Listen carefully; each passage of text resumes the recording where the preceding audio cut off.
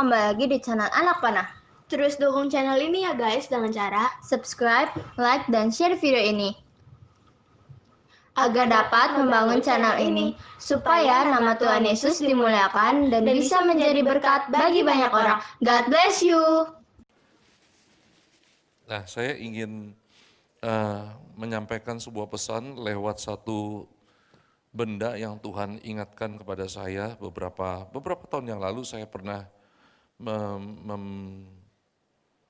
membeli sebuah cincin di Israel, kayak seperti souvenir saja, tetapi ya, dan itu banyak orang Israel pakai ya untuk sebagai sebuah mereka taruh di cincin dan kadang-kadang mereka melihat itu.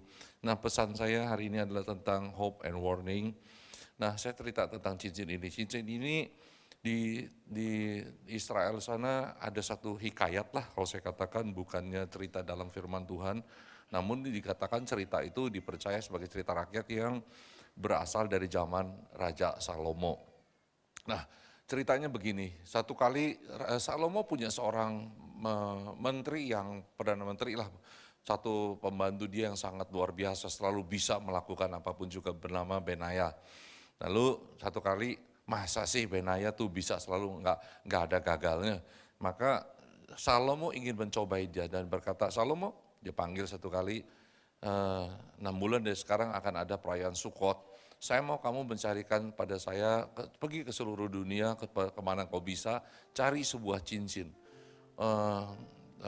Sebuah cincin. Lalu karena dia baginda, Benaya berkata, siap, gitu. Aku ya baginda, dan lain sebagainya. Baru nanya, cincinnya seperti apa gitu saudara. Jadi iya dulu baru nanya saudara.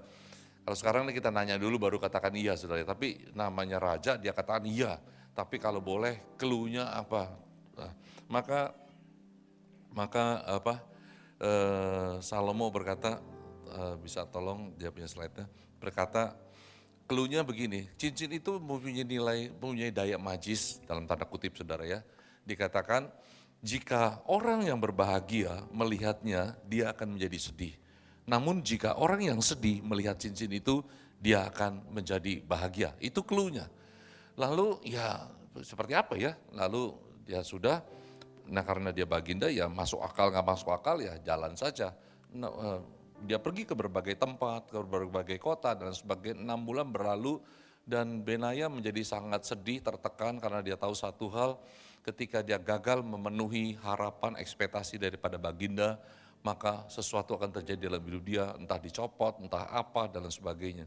Dan dia sangat sedih dan sampai kepada malam terakhir sebelum hari Sukot itu, dan dia berjalan-jalan di sebuah daerah yang miskin, dikatakan di daerah Yerusalem, dan dia berjalan-jalan, dia bertemu dengan satu tukang pengrajin perhiasan yang jelas sederhana saja, seorang kakek tua, dan dia tanya, kakek apakah engkau punya satu perhiasan cincin yang bisa membuat orang yang dikatakan orang yang berbahagia melihatnya dia bisa menjadi sedih, orang yang sedih bisa melihat menjadi bahagia. Lalu kakek itu terdiam sejenak dan dia kata, oke, aku bisa, aku ada. Lalu dia ambillah sebuah cincin yang polos, lalu dia ketik, dia ukir tulisan itu, dan tulisan itu berkata seperti ini saudara, ya dalam bahasa Ibrani, dalam bahasa Ibrani bingung bacanya saudara, tapi katakan bahasa artinya tulisan di cincin itu, this too shall pass, ini pun akan berlalu. Amin saudara. Ya, dan ketika Benaya membaca tulisan itu, dia yang sedang tertekan mendadak dia katakan dia tersenyum, dia berbahagia. Lalu dia bawalah cincin itu ke hadapan Raja Salomo. Di situ ada banyak menteri yang lain dan mereka yakin bahwa Benaya akan gagal dan mereka bersenyum, tertawa-tawa, tersenyum. Bagaimana Benaya? Apakah kamu berhasil membawa apa yang aku minta? Iya baginda Tuanku, ini cincin. Mana? Lalu dengan tertawa-tawa Salomo mengambil cincin itu dan dia baca, this too shall pass. Dan mendadak raut wajah daripada Salomo berubah menjadi sedih. Saudara, pesan moral daripada cerita ini dan cincin itu, dan Banyak orang Israel memakai itu. Satu pesan dikatakan gini, kalau kita sedang pesan daripada Tuhan, kalau kita sedang mengalami tekanan, kalau kita sedang dibawa, kalau kita sedang menangis, kalau kita sedang meratap, itu pun akan berlalu. Amin saudara, itu pun akan berlalu. Jangan berpikir bahwa itu tidak akan berlalu, itu pun akan berlalu. Dan maka itu orang Israel, cincin itu bisa diputar, khususnya sebenarnya ada tipe yang bisa diputar. Dikatakan ketika kita melihat, maka kita ingat kalau kita sedang sedih, kalau kita sedang melihat, sepertinya langit runtuh di atas hidup kita. Ingat, katakan pada diri, itu pun akan berlalu. Amin. Namun hal yang kedua, kalau kita sedang jaya, kalau kita sedang dipakai Tuhan, kalau kita sedang diberkati Tuhan, ingat, jangan lupa, itu tidak kekal kalau kita melupakan Tuhan. Amin saudara. Kalau kita melupakan Tuhan, itu pun bisa berlalu. Amin. Maka itu pesan hari ini adalah hope and warning. Satu pengharapan dan juga satu peringatan buat kita. Ya, tapi saya percaya kalau kita tetap berpegang pada Tuhan, apa yang Tuhan percayakan dalam hidup saudara dan saya, tidak akan pernah berlalu, tetapi akan menjadi makin lama makin baik. Amin. Nah, karena itu saya mau kita membaca firman Tuhan dalam Yesaya pasal 30 ayat 19. Saya bacakan buat saudara, dikatakan, sungguh hai bangsa di Sion yang diam di Yerusalem, engkau tidak akan terus menangis. Tentulah Tuhan akan mengasihani engkau. Apabila engkau berseru-seru, pada saat ia mendengar teriakmu, ia akan menjawab. Amin. Ya, Tuhan berkata, engkau tidak akan terus menangis. Bisa katakan amin saudara? Saya percaya, saya tahu buat saya, ketika saya sampaikan pesan, bukan mau saya, tetapi cincin ini saya pegang hampir 5 tahun. Saya punya 5 tahun, ada di laci, kadang saya pakai, tapi mendadak Tuhan ingatkan untuk disampaikan. Nah, hari ini juga Tuhan ingatkan pada kita semua. Kalau engkau sedang menangis, Tuhan katakan, this too shall pass. Engkau tidak akan terus menangis. Amin saudara, percaya. Nah, hal yang kedua juga, namun juga kita mesti ingat bahwa Lukas pasal 12 ayat ke-19 dan 20, satu perkataan, ada orang yang berkata, ya seorang muda yang berkata, yang kaya, hai jiwaku, ada padamu banyak barang, tertimbun untuk bertahun-tahun lamanya. Beristirahatlah, makanlah, minumlah, bersenang-senanglah. Tapi Tuhan peringatkan, jangan lupa diri. Karena Tuhan katakan apa? Hai engkau orang bodoh, pada malam ini juga jiwamu akan diambil daripadamu. Dan untuk apakah semua untuk siapakah dan apa yang telah kau sediakan, untuk siapakah itu? Ya, Tuhan ingatkan, ya, benda, emas, perak itu bisa berlalu. Amin saudara. Kalau kita melupakan Tuhan. Amin, ya. Sekali lagi saya katakan, this too shall pass. Jangan berkata bahwa kita tidak punya harapan. Dalam Yesus ada harapan. Amin. Nah, karena itu saya akan masuk kepada intinya, bagaimana kita bisa menerima semua ini. Pertama saya katakan sikap hati kita. Sikap hati kita, yang pertama, sikap hati kita jangan tawar hati. Bagaimana kita bisa mewujudkan harapan itu menjadi sebuah kenyataan dalam hidup kita. Pertama saya katakan jangan tawar hati. Hati kita, kalau hati kita lemah maka habis. Maka dikatakan jika engkau tawar hati pada masa kesesakan, kecillah kekuatanmu. Amin. Ya. Kecil kekuatanmu. Iblis itu tahu kita punya darah Yesus yang melindungi kita. Amin. Iblis seperti singa yang mengaum-ngaum, cuman bisa ngaum-ngaum. Iblis tidak bisa menerkam saudara dan saya. Dia hanya bisa mengintimidasi kita, membuat saudara dan saya takut gentar. Karena itu jangan gentar, jangan takut. Jangan karena sesuatu hilang, kita langsung hilang kita punya harapan, hilang kita punya iman, hilang kita punya nyanyian-nyanyian. Dalam ayat berikut dikatakan, Ayub 2 ayat 9 dikatakan, kata-kata daripada Ayub, orang yang diberkati Tuhan, yang satu kali menghadapi musibah dan segala sesuatunya hilang. Dan berkata apa? Masih bertekunkah engkau dalam kesalehanmu, kutuki Allahmu dan matilah. Kalau bahasa sekarang, ngapain masih ikut Tuhan, ngapain masih ke gereja, ngapain masih pelayanan. Kutuki Tuhan, udah tinggalin Tuhan. Tapi itu kenapa? Istri Ayub adalah orang yang terkena hatinya. Ya, maka itu saya katakan dalam segala suatu hati kita kita mesti jaga supaya kita tidak terhempas dengan apapun juga. Amin saudara. Ya, jangan sampai kita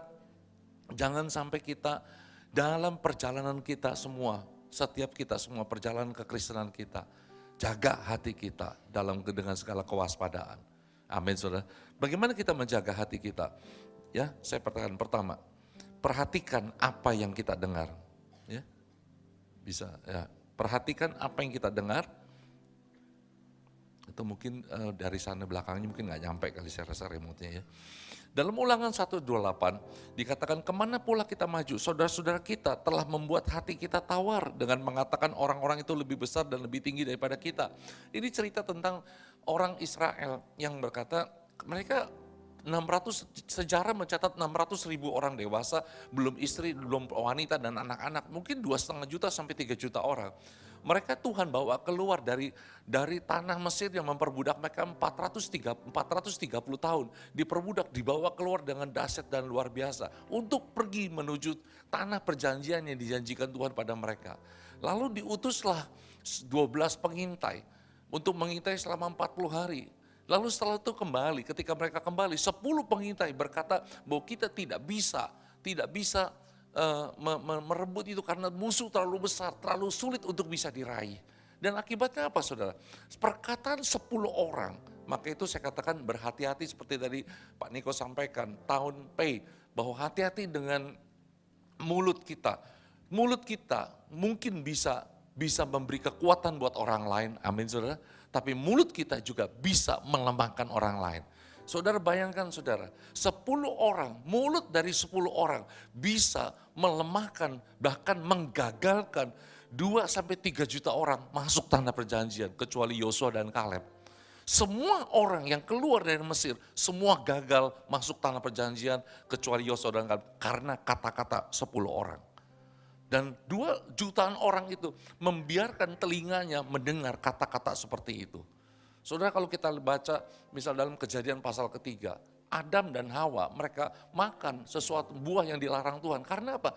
Karena mengizinkan dikatakan maka ular itu berkata kepada perempuan itu, jangan pernah izinkan kata-kata yang melemahkan engkau berbicara pada hidupmu. Ketika kita ngomong sesuatu, perkataan-perkataan yang akan melemahkan imanmu, yang melemahkan engkau. Saya mau katakan, jangan biarkan itu masuk dalam hatimu. Amin saudara. Ya, jangan pernah biarkan ketika masuk, mungkin satu kali kau berkata, nggak apa-apa, itu lucu-lucuan saja, nggak apa-apa, itu mungkin cuman hal orang lain. Tetapi saya katakan, sekali dia masuk, maka dia akan bersembunyi di dalam alam bawah sadarmu. Ketika engkau dalam keadaan baik-baik saja, itu tidak akan berpengaruh. Tetapi ketika engkau sedang lemah, maka dia bisa bergerak, timbul dan membuat imanmu jatuh. Amin saudara. Istri Ayub tidak serta-merta hanya hilang, langsung berbalik seperti itu.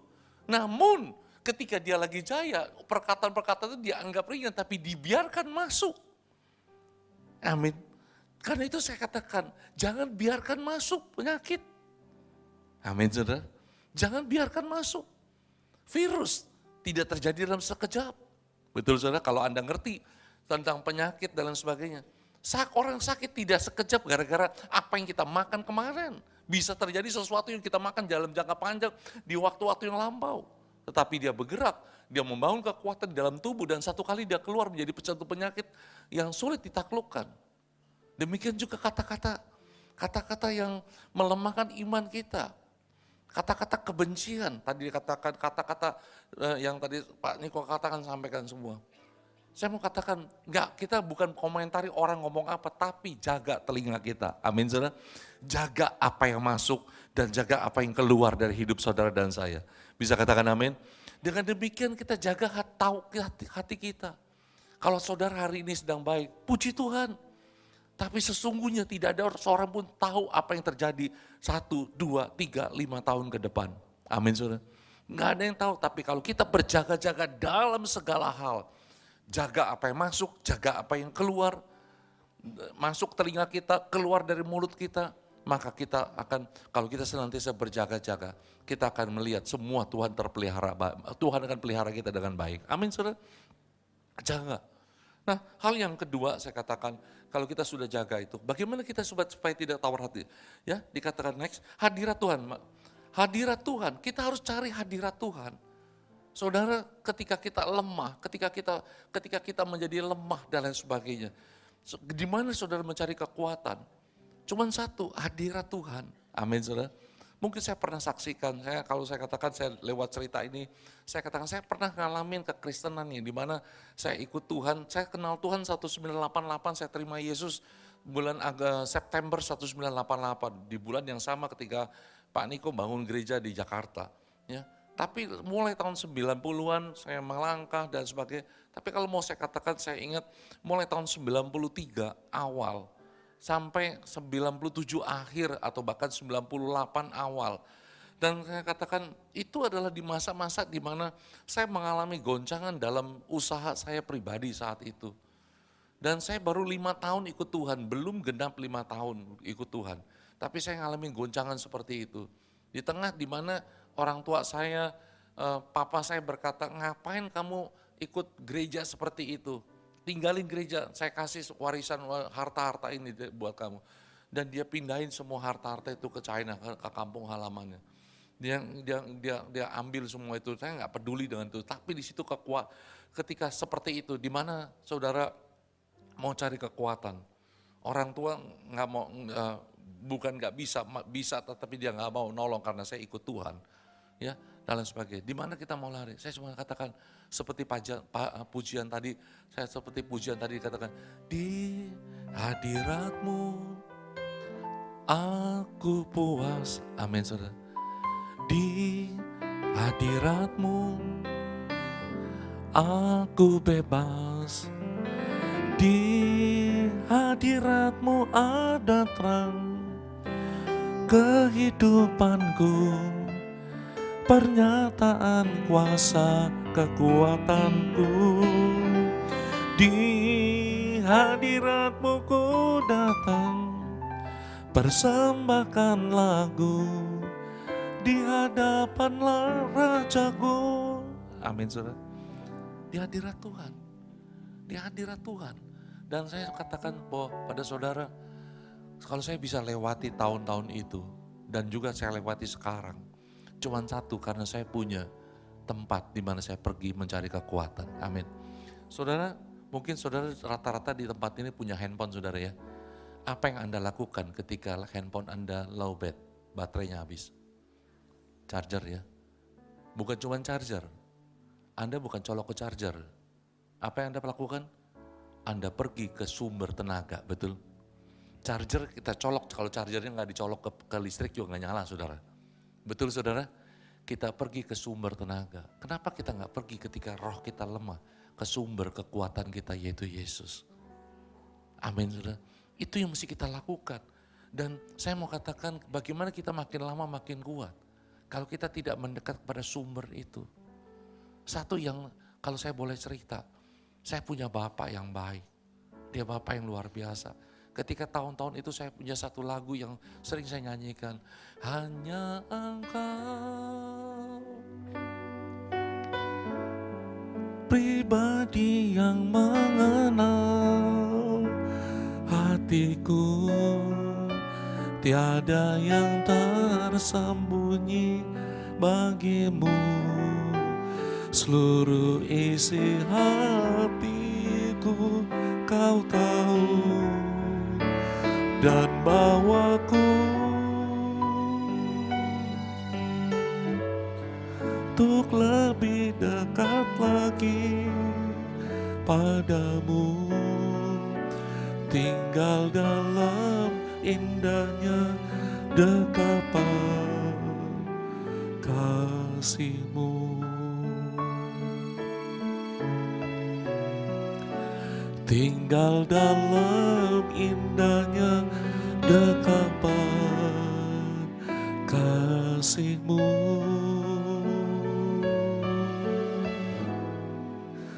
Tinggal dalam indahnya dekapan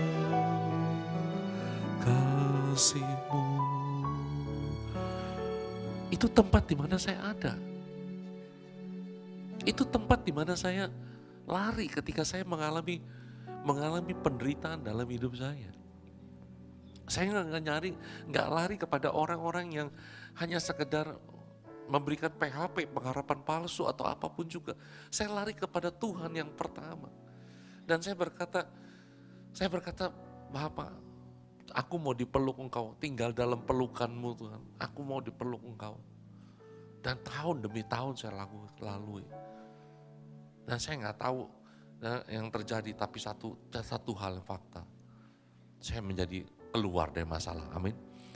Pertanyaan saya adalah, di mana saudara menempatkan diri saudara ketika dalam keadaan apa tuh? Di mana saudara mendapatkan kekuatan? Setiap hari, saya mau katakan saudara, ya saya pakai ilustrasi, maaf kita bukan handphone, tetapi handphone apapun juga baterai akan drain up. Setiap hari, setiap orang, kekuatan pasti turun. Pasti akan berkurang, amin saudara. Pelayanan seperti ini, jangan berpikir keluar dari pelayanan seperti ini dan hebat. Enggak, ketika ngedoain orang, ada sesuatu yang keluar. Dan sejujurnya kita mesti kuatkan diri kita terus, amin. Di kemana kita pergi, kemana saudara berada. Saya cuma mau katakan pagi ini, satu tempat yang tidak pernah menipu kita. Satu tempat yang tidak pernah memberikan kepalsuan buat saudara dan saya, hadirat Tuhan. Dan bahkan ketika dalam hadirat Tuhan, tahu gak saudara, ketika kita kumpul seperti ini, kita cuma berkadar, bukan hanya, oh kita Kristen, kita harus mesti ke gereja, kita mesti beribadah. Bukan itu.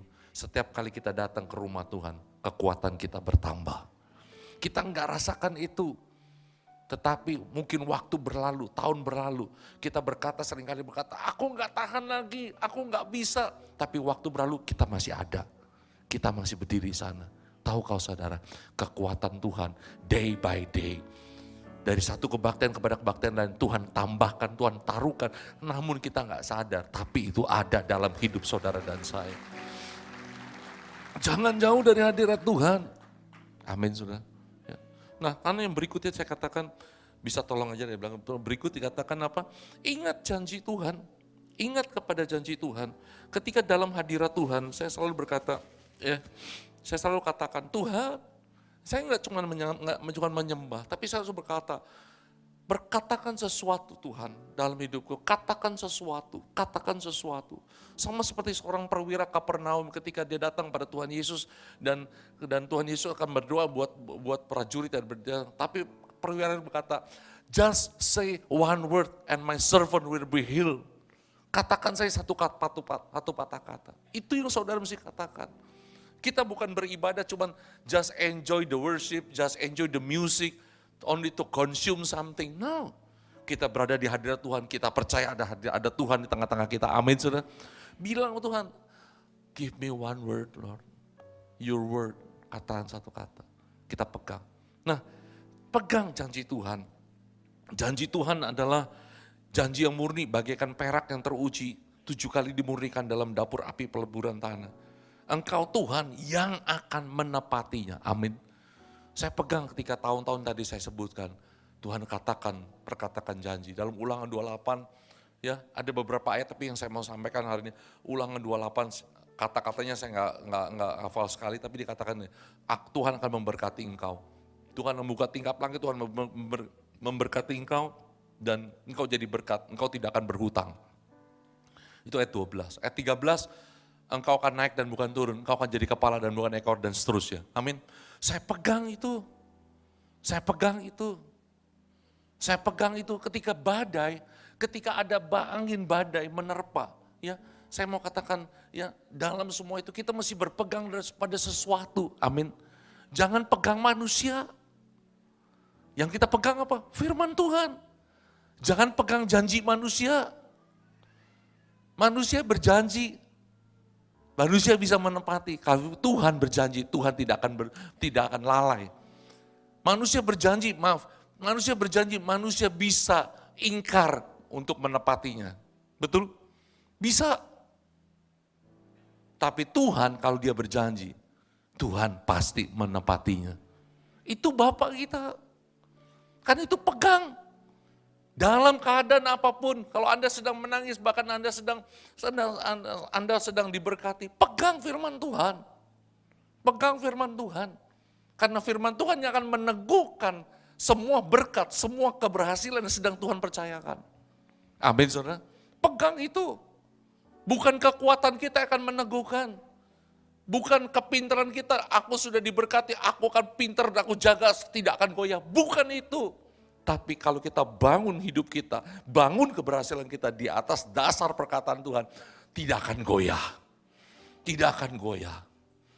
Amin. Karena itu pegang. Melangkah melewati lembah kekelaman, melangkah melewati badai topan. Apa yang mesti kita pegang? Perkataan firman Tuhan. Itulah mengapa kita dengar firman Tuhan. Ya. Nah karena itu saudara, itu yang saya mau katakan. Nah karena itu saya masuk sekarang dalam sikap hati untuk kalau kita peringatan. Yuk berikutnya dikatakan apa? Jangan tinggi hati. Jangan tinggi hati. Kalau tadi jangan tawar hati, sekarang jangan tinggi hati. Singkat kata dikatakan Ulangan 8:12. Supaya apabila engkau sudah makan kenyang, mendirikan rumah-rumah yang besar baik serta mendiaminya. Apabila lembu sapimu, kambing dombamu bertambah banyak, emas serta perakmu bertambah banyak. Dan segala yang ada padamu bertambah banyak. Berikut, jangan engkau tinggi hati sehingga engkau melupakan Tuhan Allahmu yang membawa engkau keluar dari tanah Mesir, dari rumah perbudakan. Jangan tinggi hati, Tuhan katakan. Kalau tadi dikatakan jangan tawar hati, sekarang jangan tinggi hati. Amin. Ya, bahkan dikatakan peringatkan pada orang-orang kaya di dunia ini agar jangan mereka tinggi hati, jangan berpegang, berharap pada sesuatu yang tidak tentu seperti kekayaan. Kekayaan tidak tentu, itu firman Tuhan. Ya. Melainkan pada Allah yang pada dalam kekayaan yang memberikan kepada kita segala sesuatu untuk dinikmati. Amin. Tolong slide berikut dikatakan, saya bilang, pride comes before falls. Orang jatuh, bukan cuma jatuh, tapi dimulai dari awal. Dari apa? Kesombongan, tinggi hati. Tinggi hati mendahului kehancuran. Pride comes before falls. Kapan jeda waktu antara pride dengan false? We never know. Tapi satu, tidak ada satu kejatuhan yang datang sekedar daripada begitu saja. Tidak ada satu kejadian di muka bumi terjadi tanpa alasan. Amin saudara. Karena itu yuk sama-sama, jangan tinggi hati. Nah karena itu saya katakan dalam slide berikut dikatakan Daniel pasal 4 ayat 30-31. Cerita tentang Nebukadnezar yang dikatakan apa? Begitu berjayanya saat itu, mungkin dia sangat menjadi super power nation saat itu. Dia katakan, bukankah itu Babel yang besar itu dengan kekuatan kuasaku dan untuk kemuliaan kebesaranku telah kubangun menjadi kota kerajaan. Sombong. Tapi Tuhan bilang apa? Raja belum habis bicara ketika ada suara dari langit. Kepadamu dinyatakan, ya Raja Nebukadnezar, bahwa kerajaanmu telah beralih kepadamu. God can move everything from one person suddenly, dalam sekejap. Amin saudara. Ketika seseorang tinggi hati dan Tuhan bisa saja dalam sekejap, Tuhan bisa rubah. Karena itu saya coba berikutnya dikatakan, ya. But God is the judge, Tuhan adalah hakim. He puts down one and lift up another. Satu ditinggikan, satu direndahkan. Yang mana saudara mau? Saya mau ditinggikan, bukan direndahkan. Setuju? Ya halo, setuju saudara? Yuk semua kita, biar Tuhan tinggikan kita. Alkitab berbicara orang-orang yang ditinggikan, bukan orang-orang direndahkan. Tapi di Alkitab bicara juga ada orang direndahkan. Seperti Ratu Wasti dengan Esther, diturunkan dari posisi tinggi, diturunkan. Ada di dalam Alkitab cerita-cerita seperti Raja Nebukadnezar, Herodes dalam perjanjian baru. Amin. Karena itu ingat, kalau kita di atas, yuk tetap pandang wajah Tuhan, bukan kepada apa yang Tuhan percayakan. Amin. Tuhan kasih berkat buat kita, tapi bukan artinya Tuhan ingin kita menyembah berkat yang Tuhan sediakan. Amin. Ya. Nah, yang berikut sekarang pada poin kedua tentang kepercayaan kita, sikap percaya. Ya, Matius pasal 9 ayat 28 dikatakan begini, setelah Yesus masuk ke dalam sebuah rumah, datang kedua orang buta kepadanya. Yesus berkata pada mereka, percayakah engkau bahwa aku dapat melakukannya? Bapak, Ibu, saudara terkasih, kalau hari ini saya nggak tahu keadaan saudara, tapi Tuhan tahu. Tuhan juga tanya pada saudara, percayakah aku bahwa aku dapat menolong engkau? Percayakah aku bahwa aku bisa menghapuskan air matamu?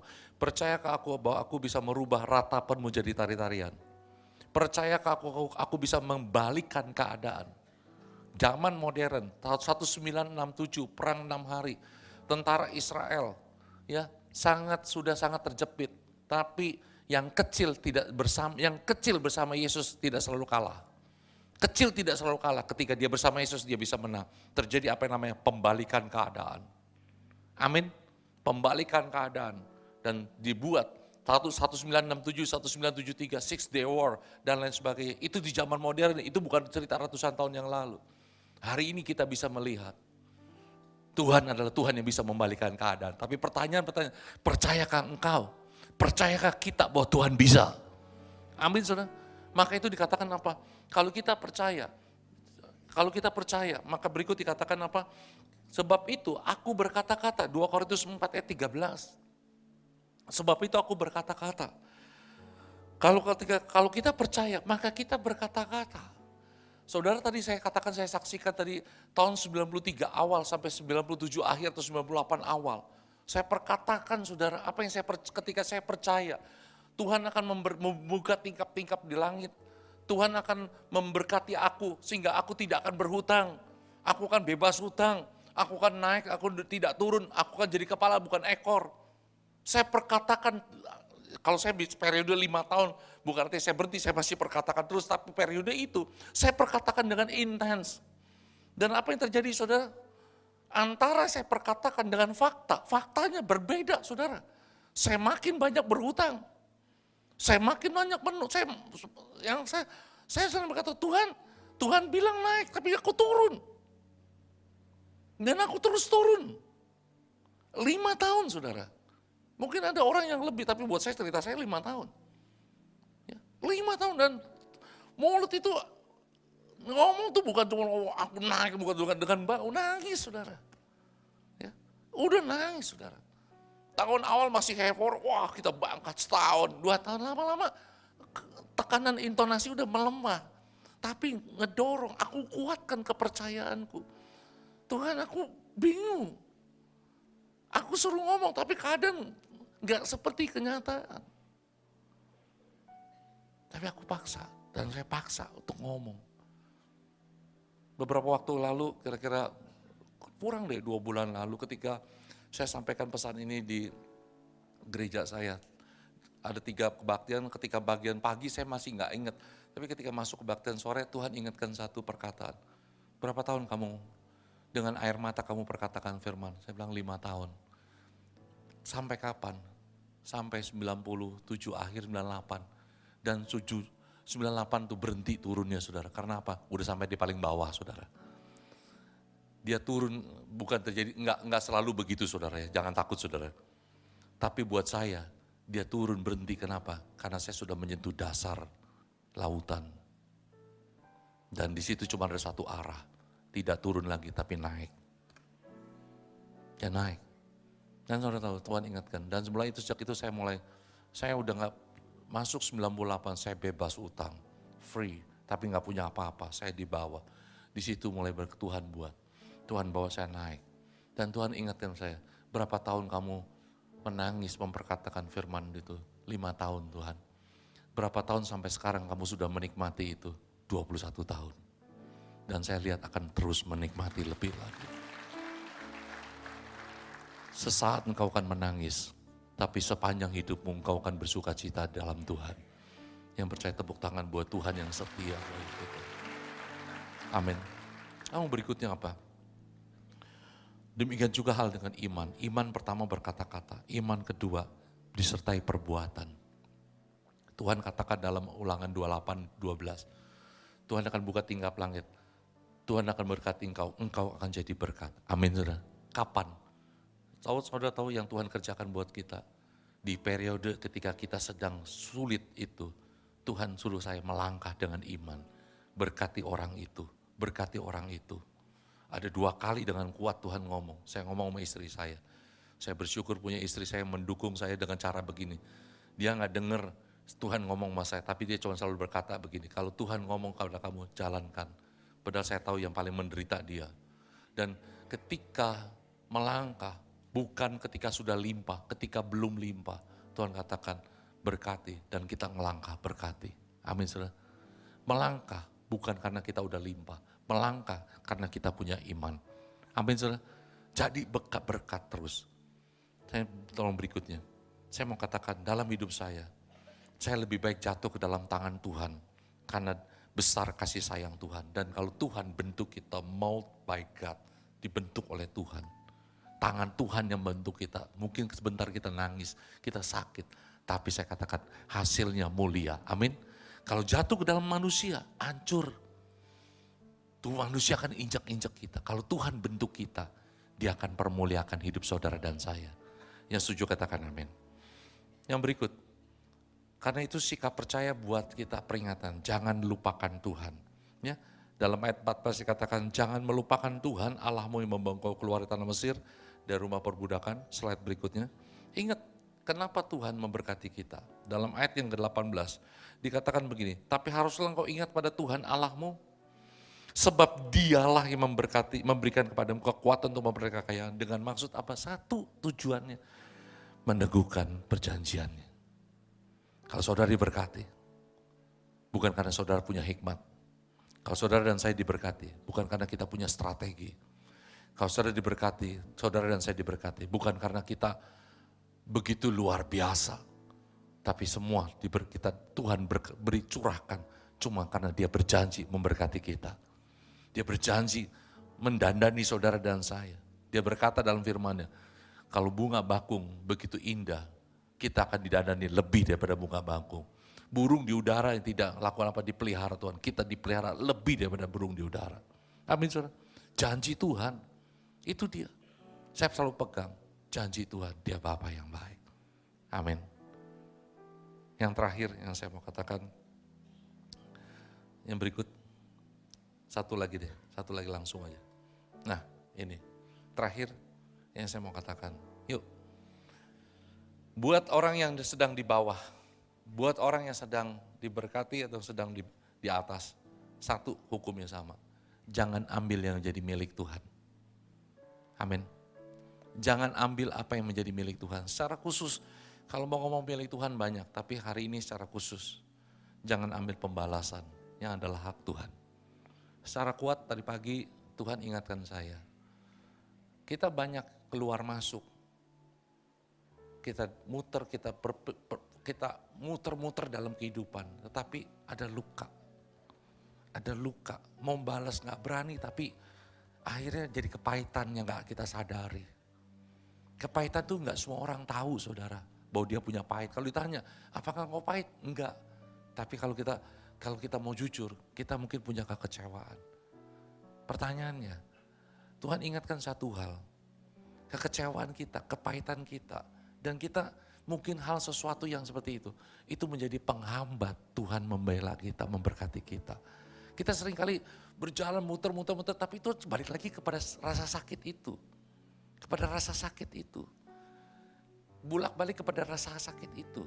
Yuk, pagi menjelang siang ini. Kalau firman Tuhan dikatakan apa? Sebab kita mengenal Dia yang berkata, pembalasan adalah hakku. Akulah yang akan menuntut pembalasan dan lagi Tuhan akan menghakimi umatnya.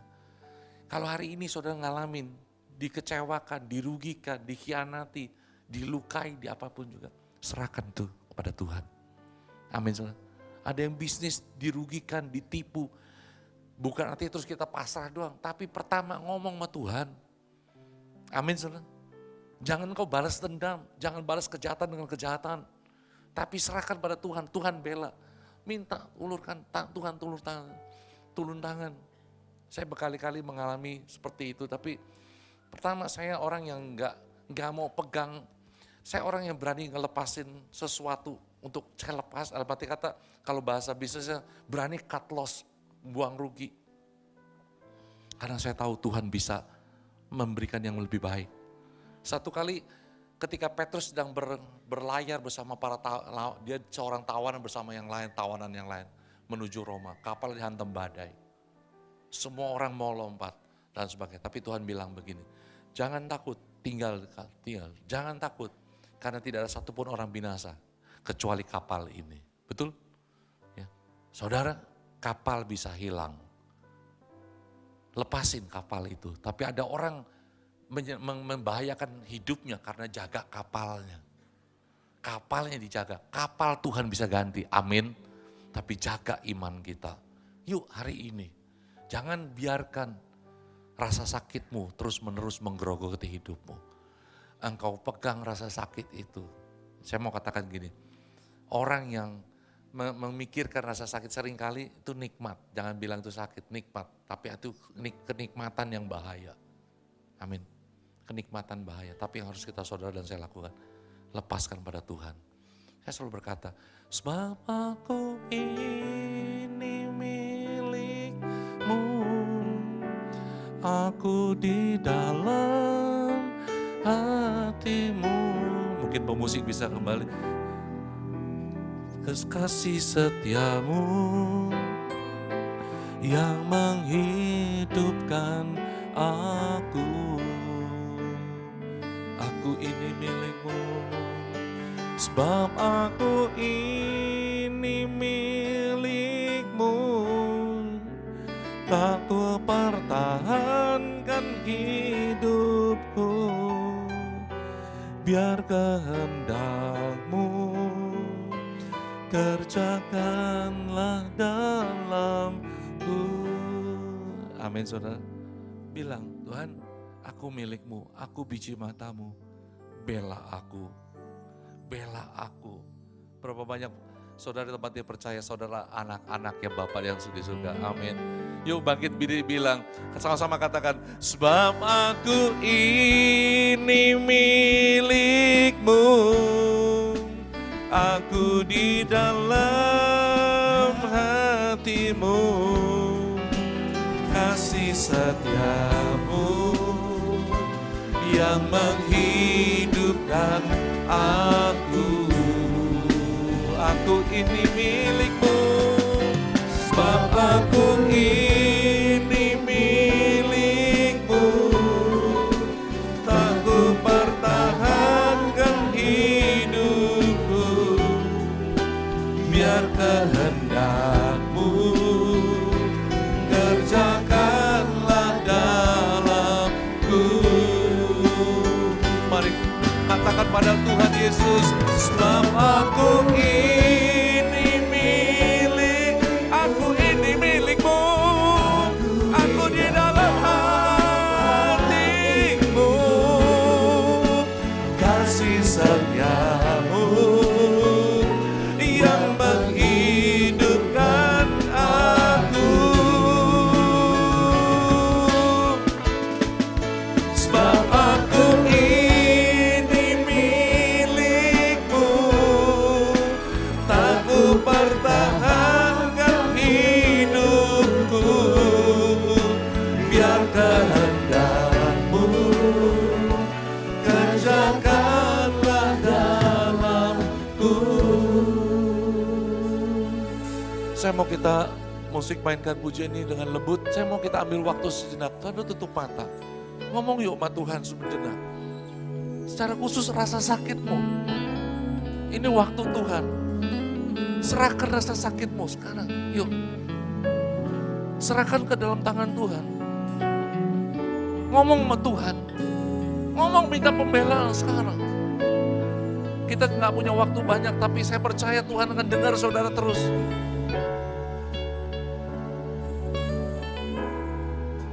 Jangan terus hanya seperti ini, tapi minta pembelaan Tuhan. Engkau tidak akan terus menangis. Bicara sama Tuhan, bicara sama Tuhan. Bapak aku berdoa. Bapak aku berdoa, aku arahkan tanganku kepada umat-Mu dan hamba-hamba. Segala air mata tidak akan terus ada. Umat-Mu tidak akan terus menangis karena Engkau mengubah ratapan jadi tari-tarian. This too shall pass. Kalau ada yang mungkin mengalami kehilangan, Tuhan gak sanggup gantikan dengan yang lebih baik. Perbaharui. Yang diberkati teguhkan karena kasih sayang-Mu. Teguhkan karena kasih sayang-Mu. Dan bagi ini yang sakit, sembuhkan Tuhan, aku minta anugerah. Yang bergumul dengan masalah keuangan, pekerjaan, bukakan tingkap-tingkap di langit.